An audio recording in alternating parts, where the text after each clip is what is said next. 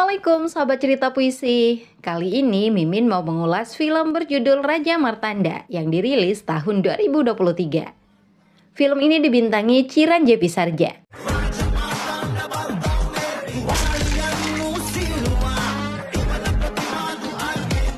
Gimana kabarnya para penonton yang selalu mensupport Mimin? Di antaranya Ardi di Kalimantan Selatan, Donan di Cilacap, Siska Oktaviani di Pontianak, Kartika di Jember, Iqbal dan Yesika di Tangerang, Priyono di Ciamis, Perdi Warnianda di Riau, Laila di Batam, kemudian akun Ardiansyah Komando, Yasmin Putri 581, Nando Saputra, Zainal Abidin, Vika Rahmat, dan lain-lain. Semoga hidup kalian selalu bahagia dimanapun berada.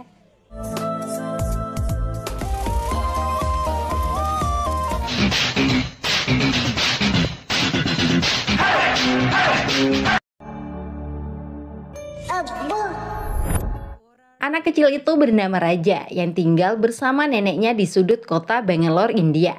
Sang nenek sering menceritakan kisah-kisah raja baik hati dan perkasa yang hidup di masa lampau. Raja jadi terobsesi untuk menjadi raja seperti dalam cerita-cerita neneknya. Tidak jarang Raja bertingkah seperti seorang raja dan temannya menjadi pelayan. Neneknya sampai pangling melihat perilaku cucu tersayangnya itu.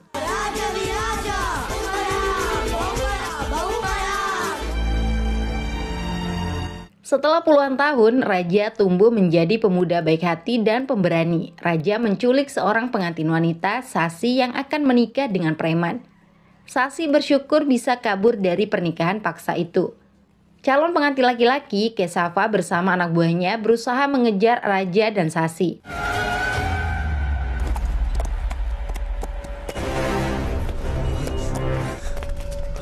Raja memindahkan Sasi ke temannya untuk dibawa pergi jauh. Sedangkan Raja menghadapi para preman seorang diri. Di hadapan Raja, preman hanya butiran debu.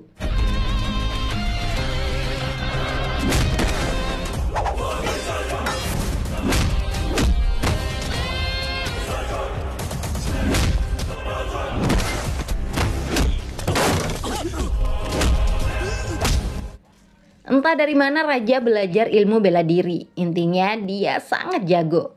Begitu mudah bagi Raja mengalahkan semua lawannya. Raja kemudian menikahkan Sasi dengan kekasih yang bernama Nanda. Rupanya Nanda adalah teman Raja.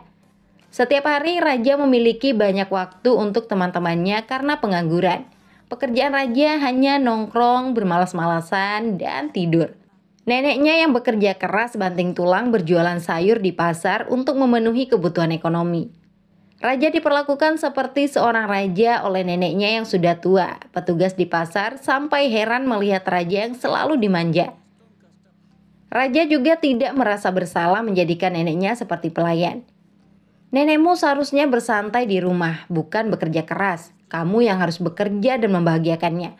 Kamu malah menikmati penghasilan nenekmu selama ini, ujar si petugas. Kata-kata petugas itu membuat Raja malu pada diri sendiri. Raja mulai bekerja menjadi buruh mengangkut barang. Si nenek yang mengetahui itu langsung memarahi Raja. "Kenapa kamu lakukan pekerjaan ini? Selama saya masih hidup, kamu tidak perlu bekerja," ucap sang nenek. Raja mengaku tidak ingin lagi melihat neneknya bekerja keras. Sudah saatnya Raja yang mengambil alih tanggung jawab mencari nafkah. Neneknya diminta istirahat di rumah. Raja tetap tidak diizinkan bekerja. Jika ingin tetap mendapatkan penghasilan, Raja akan dicarikan pekerjaan yang lebih layak melalui temannya Cikana. Besoknya Raja diajak oleh Cikana untuk mendapatkan pekerjaan di sebuah warung makan. Raja diterima sebagai kasir di tempat itu. Hari pertama bekerja, 3 orang pengemis datang meminta sedekah makanan. Mereka mengaku sedang kelaparan. Raja yang baik hati merasa kasihan dan mau memberikan makan gratis. Keluarga pengemis yang kelaparan di rumah juga dipersilahkan datang. Raja membiarkan para pengemis makan gratis. Setelah para pengemis kenyang, Raja juga memberi mereka uang. Pemilik warung yang baru datang sangat kaget melihat kedermawanan Raja. Saat itu juga Raja dipecat dari pekerjaannya. Raja juga diharuskan membayar ganti rugi, tapi Raja tidak memiliki uang. Pemilik warung menggunakan preman untuk menghajar Raja. Untungnya Raja bukan orang lemah. Para preman itu dibabat habis.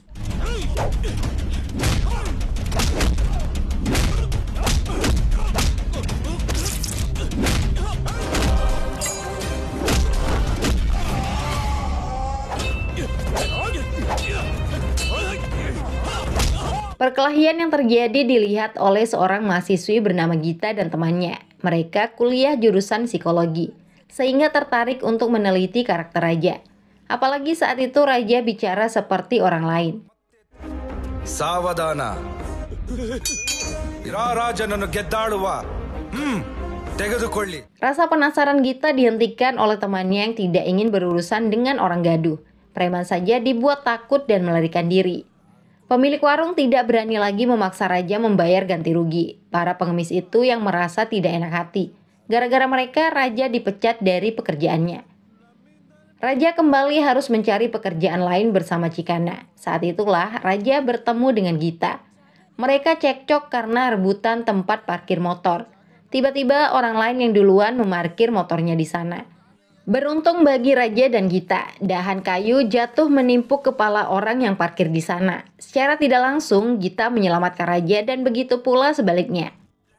Pertemuan pertama itu tanpa perkenalan. Raja dan Cikana melanjutkan tujuannya untuk bertemu pimpinan sebuah perusahaan. Rupanya Raja pernah menghajar bos itu saat bersikap kurang ajar kepada seorang gadis.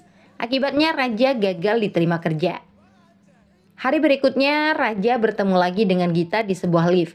Raja mencoba menyapa, tapi sikap Gita sok cuek. Sialnya lagi, lift kelebihan beban sehingga mereka berdua harus keluar. Kesialan itu berubah menjadi nasib baik. Lift tadi mengalami gangguan. Orang-orang yang ada di dalam lift terluka, termasuk Cikana dan teman Gita. Beruntung bagi Raja dan Gita karena tidak ikut naik lift. Raja dan Cikana kembali fokus mencari pekerjaan di tempat syuting sebuah film. Mereka kembali bertemu dengan Gita. Kebetulan Gita dan temannya akan mewawancarai sutradara yang dikenal sering berperilaku aneh seperti orang gila. Si sutradara sedang frustasi dengan aktornya yang selalu lupa dialog. Meski begitu, sutradara tetap meluangkan waktu berbicara dengan Gita. Sutradara bertambah frustasi dengan aktornya yang tak kunjung bisa menyelesaikan syuting. Raja yang sejak tadi menjadi penonton tidak berdiam diri. Raja tampil maju ke depan. Dialog dan ekspresi Raja membuat sutradara kagum. Sutradara merekrut Raja menjadi aktor. Uang muka juga diberikan oleh produser. Raja merasa keberuntungan yang didapatkan berkat bertemu Gita di sana. Sepertinya Gita adalah jimat keberuntungan bagi Raja. Cikana menyarankan Raja untuk menemui Gita. Gadis keberuntungan seperti Gita tidak hanya layak mendapatkan terima kasih, tapi juga pantas dijadikan kekasih. Raja pergi ke kampus Gita untuk bisa lebih dekat. Gita ditemukan sedang diomeli dosennya karena telah berani beradu argumen. Raja angkat bicara ikut campur. Sebagai seorang pengangguran, Raja berani menyalahkan dosen yang tidak suka pendapatnya dibantah. Gaya dan dialog Raja terlihat seperti orang lain yang sangat berpendidikan. Dosen yang seorang profesor saja sampai kagum, apalagi Gita dan mahasiswa di sana. Gita kagum sekaligus penasaran dengan sosok Raja. Gita pergi mencari Raja di pasar, namun hanya neneknya yang ditemukan. Gita menanyakan latar belakang Raja yang sebenarnya. "Nek, siapa Raja sebenarnya? Mengapa dia sering bertingkah aneh? Dia berperilaku seperti seorang raja dari sebuah dinasti kerajaan," ujar Gita. Pertanyaan itu tidak mau ditanggapi oleh nenek Raja. Gita diusir pergi. Tiba-tiba preman lokal Kesava datang menggoda Gita. Kesava mencintai Gita setelah pernikahannya dengan Sasi digagalkan oleh Raja beberapa hari lalu. Nenek Raja meminta Kesava melepas Gita, tapi Kesava tidak peduli. Saat itulah Raja muncul sebagai pahlawan. Raja menghajar Kesava dan semua anak buahnya.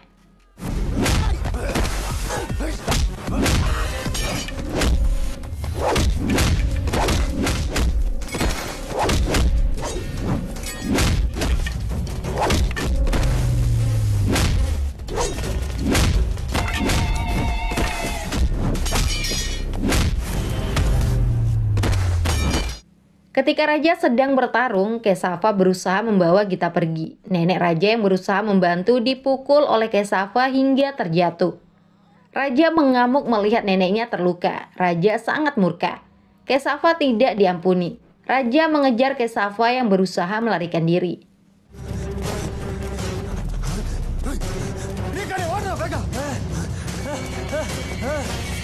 Amarah Raja sudah pada titik tertinggi. Raja tidak membiarkan Kesava kabur. Raja terus mengejar hingga masuk ke rumah penduduk. Di dalam rumah itu, raja akan membunuh Kesava. Raja tidak peduli meski Kesava memohon pengampunan. Pemilik rumah yang cacat, Cinapa, berteriak meminta raja berhenti. Menghukum orang yang menyerah bukanlah kehormatan, ucap Cinapa. Raja membiarkan Kesava pergi, tapi perhatian raja tertuju pada foto di dinding rumah itu. Ada foto neneknya di sana yang sedang memangku seorang bayi bersama dua orang asing. ಜೀವಂತವಾಗೇ ಇದ್ದಾರೆ ಇವ್ರ ಫೋಟೋ ಇಲ್ಲಿ ಇವರು ಬದುಕಿದಾರಾ Cinapa kaget mengetahui orang di hadapannya mengaku sebagai cucu wanita di foto. Wanita mulia itu sudah meninggal puluhan tahun lalu. Raja memastikan neneknya masih hidup dan tinggal bersamanya selama ini. Cinapa tiba-tiba menangis bahagia. Ternyata raja bukan orang biasa. Dia adalah Raja Martanda, putra seorang konglomerat kaya raya. Untuk mengetahui fakta sebenarnya, raja mengajak Cinapa bertemu neneknya. Aji, Aji, ಚೆಂಗಮ್ಮ Raja, Cinapa langsung mengenali nenek raja sebagai Laksmi Cenggama. Nenek raja juga mengenal Cinapa yang ternyata dulu bekas pelayan keluarga. Saya tidak pernah menyangka akan melihat kondisi ibu menjalani hidup di tempat seperti ini, ujar Cinapa. Raja semakin penasaran dengan identitas dan latar belakangnya. Akhirnya sang nenek menceritakan kebenaran yang selama ini disembunyikan. Dulu rumah keluarga raja sangat besar dan mewah bak istana. Namun orang tua raja dan neneknya tinggal di luar negeri sejak 10 tahun terakhir. Manajer perusahaan Manikantan dipercaya mengurus rumah dan perusahaan. Manikantan mengkhianati kepercayaan itu. Dia hidup bermewah-mewahan seperti pemilik rumah. Putra Manikantan yang bernama Siva juga sangat sombong. Pada hari ulang tahunnya, Siva meminta hadiah gajah. Siva ingin pergi sekolah menggunakan gajah. Manikantan mengabulkan permintaan putranya. Bukan hanya satu gajah, tapi 2 gajah akan dibelikan untuk Siva. Sikap Manikantan berubah drastis setelah bosnya, Vera Martanda, menelpon dari luar negeri. Vera memberitahu akan pulang besok ke India. Manikantan jadi sibuk menyiapkan kepulangan bosnya. Berkas-berkas penting diatur agar kedoknya tidak terbongkar. Manikantan sudah tidak peduli dengan ulang tahun putranya.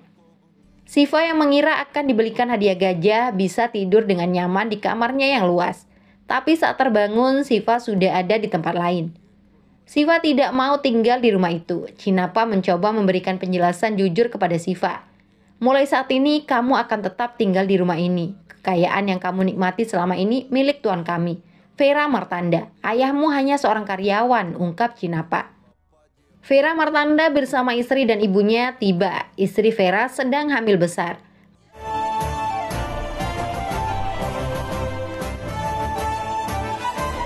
Manikantan benar-benar berperilaku seperti budak. 2 gajah yang sudah dibeli untuk ulang tahun Siva dialihkan untuk menyambut kedatangan Vera. Siva jadi diolok-olok oleh temannya. Kebusukan Manikantan tertutup rapat. Tidak ada yang berani membongkar kedoknya. Vera begitu memuji Manikantan yang dianggap bisa memegang kepercayaan.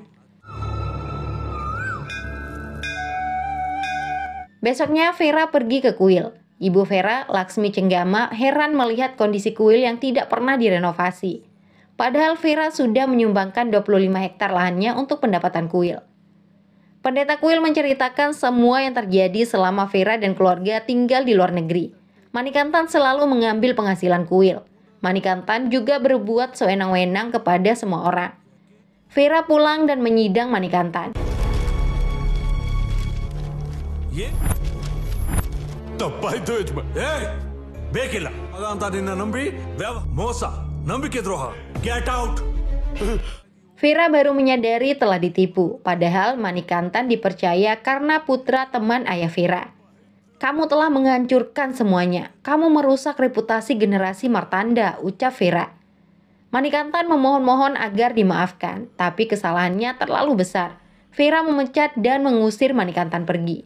Pengusiran itu dilihat oleh Siva. Meski masih kecil, Siva sudah mewarisi kelicikan ayahnya. Siva tidak terima ayahnya diperlakukan buruk. Ayahnya harus tetap hidup dengan kehormatan dan martabat.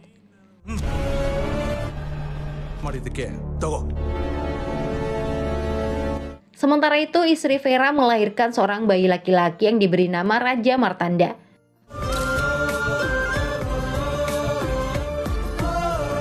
Mereka menjalani hidup dengan sangat bahagia. Vera ditelepon oleh mitra bisnisnya, Ashok, bahwa nilai investasi saham mereka sudah meningkat 2 kali lipat. Mereka juga mendapat kontrak yang cukup besar. Vera diminta datang ke London untuk mengurus kontrak itu. Manikantan dan Shiva mengetahui Vera akan pergi ke London. Mereka merencanakan untuk membunuh Vera dan semua keluarganya. Tujuan mereka bukan hanya balas dendam, tapi juga untuk menguasai harta.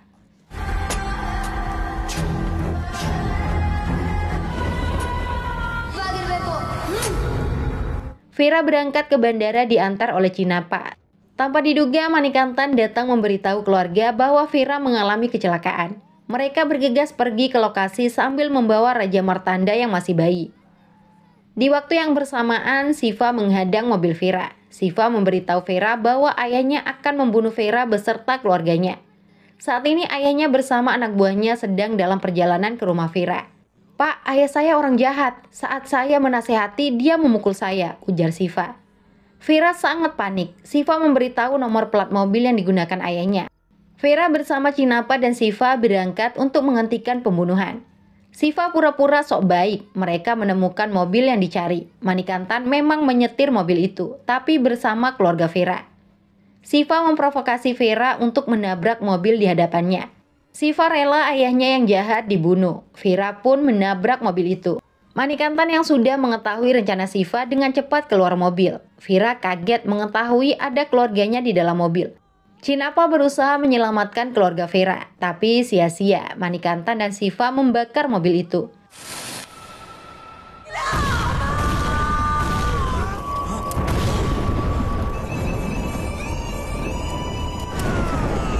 Vera juga terluka akibat ledakan. Ibu Vera, Laksmi Cenggama, berhasil menyelamatkan cucunya, sedangkan istri Vera meninggal. Cenggama kemudian pergi jauh membawa cucunya, Raja Martanda, agar tidak diganggu lagi oleh Manikantan. Cerita tentang masa lalu selesai. Raja sangat sedih dan marah. Raja pasti akan membalas orang yang telah menghancurkan keluarganya. Langkah pertama Raja meminta bantuan temannya, Nanda, yang tinggal di kota. Nanda berhutang budi kepada Raja. Berkat Raja, Nanda bisa menikah dengan Sasi. Raja meminta informasi kepada Nanda tentang Manikantan. Nanda dengan senang hati membantu. Manikantan diketahui sudah menjadi pengusaha besar. Kesuksesan Manikantan tidak lepas dari peran putranya Shiva. Demi ayahnya, Shiva akan melakukan apapun. Saat ini Shiva tinggal di rumah sakit jiwa. Shiva selalu berpura-pura menjadi orang gila. Dengan begitu, Shiva tidak tersentuh hukum meski melakukan banyak kejahatan. Shiva juga terbiasa menyuap polisi agar bebas dari segala kasus. Appaji, plus point. Nama Appajiಗೆ ಏನಾದರೂ ತೊಂದರೆ ಆದರೆ. Raja pergi ke kota bersama Cikana. Tiba-tiba ada seorang gadis yang dikejar sekelompok preman. Ternyata para preman itu adalah anak buah Kesava. Melihat Raja, Kesava tidak berani sok jagoan lagi. Kesava mengalah dan pergi. Gadis yang baru saja diselamatkan bernama Anjali. Mereka berkenalan. Raja mengaku sedang mencari pekerjaan di kota. Anjali yang seorang wanita karir memberikan kartu namanya. Rupanya Anjali adalah seorang manajer pelaksana di perusahaan Shiva Money Group yang merupakan milik Shiva dan Manikantan. Raja semakin mudah mendapatkan informasi tentang Manikantan dari Anjali, termasuk tentang perayaan ulang tahun Manikantan. Bye. Di lokasi perayaan ulang tahun, Manikantan dan Shiva terlihat bahagia. Mereka dengan bangga membuka sebuah hadiah besar yang dikirim seseorang. Ternyata isi hadiah itu adalah patung Vera Martanda.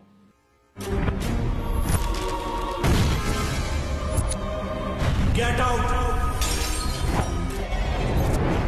I say get out, get out, get out. Manikantan dan Shiva kaget setengah mati. Para tamu undangan juga mulai mengingat Vera. Shiva tidak tahan mendengar obrolan para tamu. Mereka bergosip bahwa kekayaan Manikantan saat ini didapatkan dari menipu Vera Martanda. Polisi dipanggil untuk menyelidiki identitas pengirim. Berdasarkan rekaman CCTV, wajah pengirim bisa dilihat. Anjali yang mengenali Raja jadi kaget melihatnya. Nyawa Raja bisa bahaya karena berurusan dengan bos Anjali. Untuk menyelamatkan Raja, Anjali meminta bantuan temannya, Swita, membuat kasus palsu. Penjara jauh lebih aman dibandingkan di luar. Raja dituduh telah melakukan upaya pemerkosaan sehingga dijebloskan ke penjara. Inspektur polisi yang bekerja untuk Manikantan gembira dengan kasus palsu itu. Raja diketahui sebagai orang yang mengirimkan hadiah pada malam ulang tahun Manikantan. Masuknya Raja ke penjara diketahui oleh para pengemis yang pernah ditolong Raja. Mereka datang untuk menjamin kebebasan Raja. Inspektur polisi tertawa melihat pengemis yang biasa meminta uang kini justru jadi penjamin. "Silahkan bayar 2 lak dan bawa dia pergi," ujar inspektur. Uang 2 lak setara dengan 39 juta rupiah. Para pengemis itu langsung mengumpulkan semua uang yang telah disiapkan. Polisi sampai kaget melihat pengemis bisa memberikan 2 lak.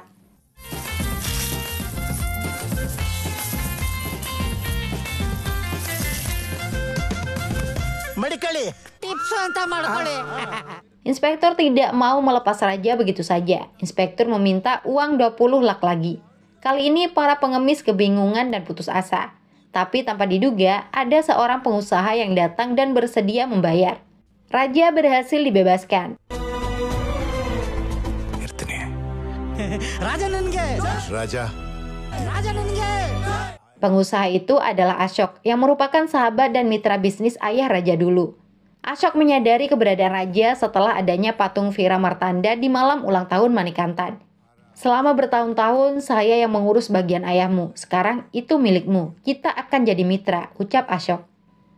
Sungguh tidak disangka, Raja yang selama puluhan tahun hidup miskin bersama neneknya, kini mendadak menjadi seorang miliarder. All the best. Congrats.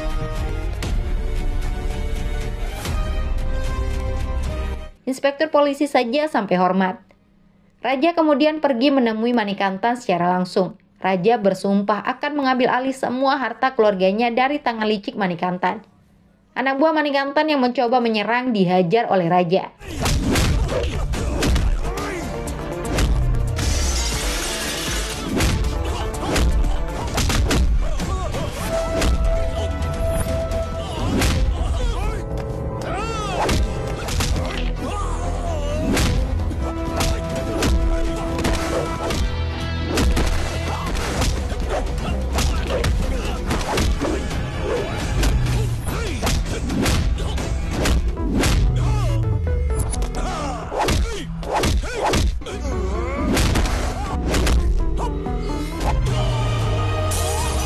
Selanjutnya Raja fokus mengembangkan perusahaan miliknya yang bernama Martanda Group. Gaji karyawan ditingkatkan sehingga banyak karyawan di perusahaan Siva Mani beralih. Dalam waktu singkat, Raja menjadi pengusaha hebat. Sahabatnya Nanda ikut membantu. Begitu pula dengan Anjali. Jika sebelumnya Anjali akan membantu Raja mendapatkan pekerjaan, kini Anjali menjadi bawahan Raja. Perusahaan Raja Martanda mengambil alih berbagai bisnis di India. Perusahaan Siva Mani yang selama ini berkuasa dikalahkan. Raja sangat puas secara perlahan menghancurkan Manikantan dan Siva. Kekayaan Raja yang berlimpah tidak hanya membuat Anjali semakin cinta. Teman Anjali, Swita, juga tidak malu-malu mengutarakan cinta.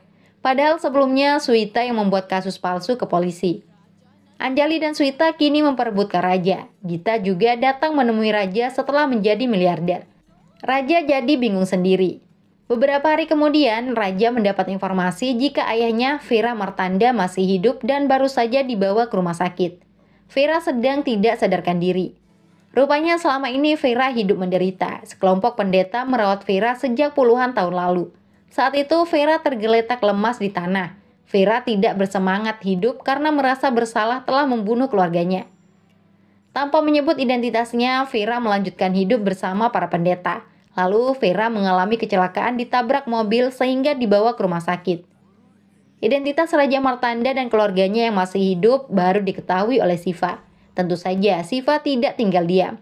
Siva mengirim anak buahnya untuk mengambil dokumen penting perusahaan Raja Martanda yang ada di Nanda. Demi menyelamatkan perusahaan, Nanda dan istrinya rela mengorbankan nyawa. Raja terlambat menyelamatkan mereka.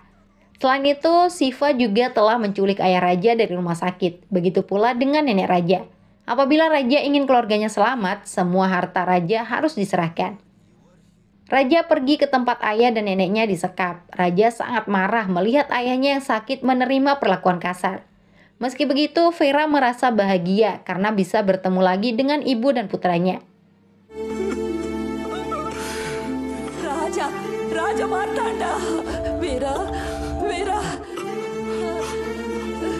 Anak buah Shiva menyerang raja. Vera tidak ingin melihat mereka dikalahkan lagi. Vera meminta raja untuk membunuh semua musuhnya. Raja menunjukkan kehebatan bertarung yang luar biasa. Anak buah Shiva dihancurkan tanpa ampun. Raja benar-benar tidak tertandingi.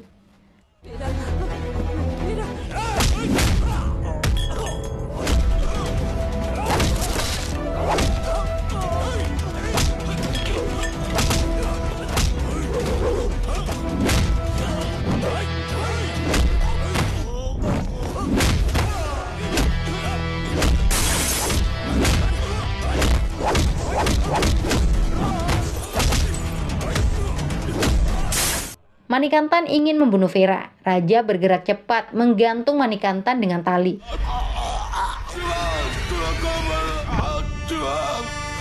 Shiva ditantang untuk menyelamatkan ayahnya. Ternyata Shiva sangat lemah. Dia hanya banyak gaya. Shiva dikalahkan dengan satu pukulan. Raja ingin membunuh Manikantan dan Shiva, tapi neneknya melarang. Shiva juga tidak perlu dibunuh. Pukulan raja telah membuat kepala Shiva rusak. Shiva menjadi orang gila. Manikantan kasihan melihat nasib putranya. Selama ini Shiva berpura-pura jadi orang gila. Kini Shiva benar-benar gila. Manikantan dan Shiva sudah tidak berdaya. Kondisi kesehatan Vera juga membaik. Sedangkan raja terus-terusan diperebutkan oleh 3 wanita, yaitu Anjali, Suita, dan Gita. Raja bingung harus memilih yang mana. Film berakhir di sana. Sudah dulu ya, sampai jumpa.